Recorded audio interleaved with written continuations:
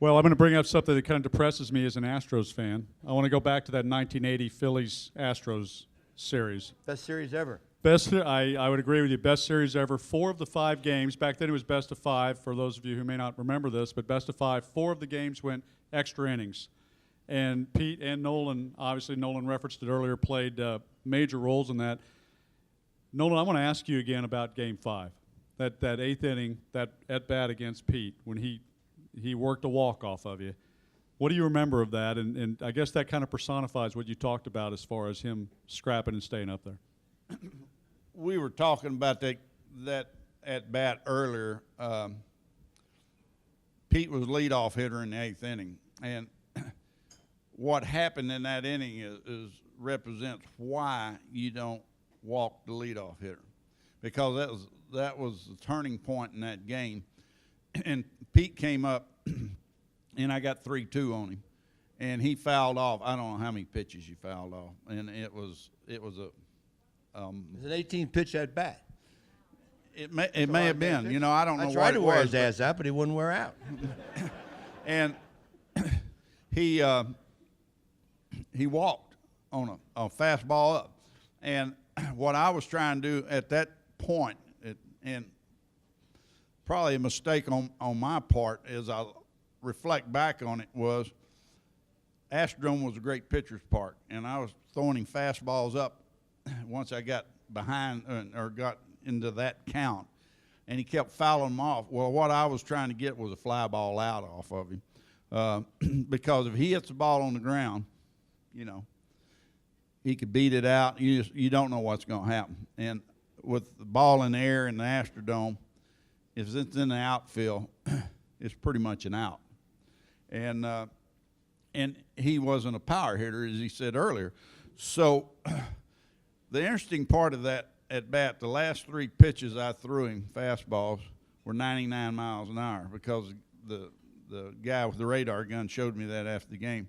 And he walked, and that turned the momentum of the game, because then they bunted and different things happened, and they scored in that inning, and that was the turning point of that game.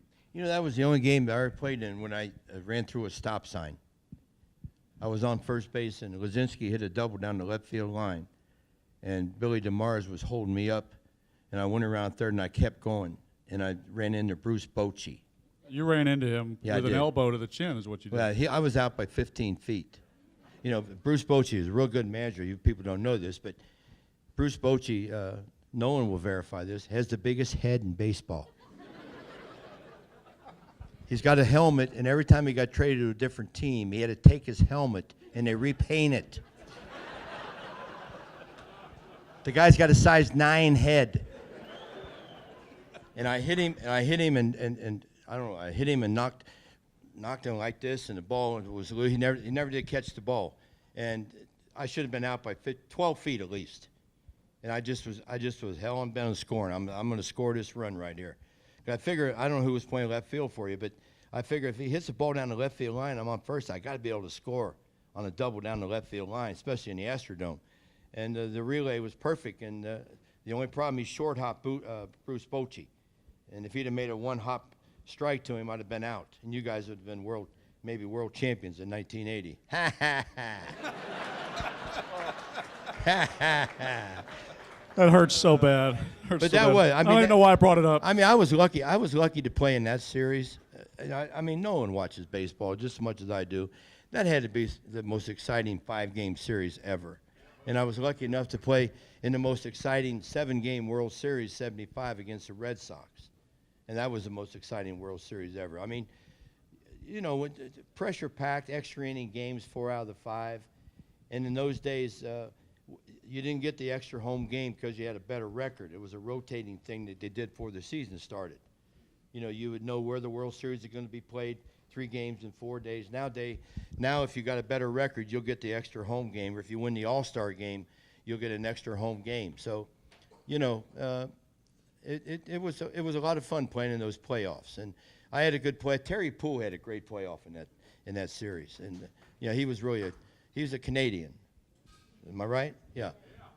They usually can't hit the Canadians. You know. Oh, Canada, glorious and free. Get your Skechers as quick as you can. You guys saw my Sketcher commercial, didn't you? Pete, I get that shit at home even. you played in Montreal. You don't belong right? in the Hall of Fame. You played in Montreal. I right? did. I played 4 months in Montreal. Yeah, and I always wondered about this because Bill Verdon was your manager. Yeah. And that's the only time, if I remember correctly, that you didn't play on a regular basis. No. He played No. you every day. Yeah, I was thinking Here's that. what happened, Noy. I mean, here's how stubborn Bill was. Okay, you go to spring training, and he's the manager, and they had Francona and had me. You know, I'm 40-some years old. And they took a vote of the 13 coaches and instructors in spring training, and 13 of the 14 said I should play first base because I just come off of 5 years of first base with Philly. And Bill put me in left field and put Francona at first base. And then, you know, he took me out of the lineup the last couple of weeks. Then I went back as player manager of the Cincinnati Reds in August. I went back to play. He traded me. But we had a good team up there, Noe. We just didn't play good. I mean, we had Gary Carter. We had Andre Dawson. We had Tim Raines. We had Steve Rogers, Charlie Lee, Brent Smith, Jeff Reardon. That was a good bunch of guys. Chris Spire, Francona, Wallach. But we just didn't play good. We didn't have the right personality for our manager to manage that group of guys. You know, that's important. You know, aggressive managers need aggressive players. Laid-back managers need laid-back players. We had aggressive players with a laid-back manager, and it didn't work. You know, when I think about it, we had a really good team. Had potentially 3 Hall of Famers on that team, No, not including me. No.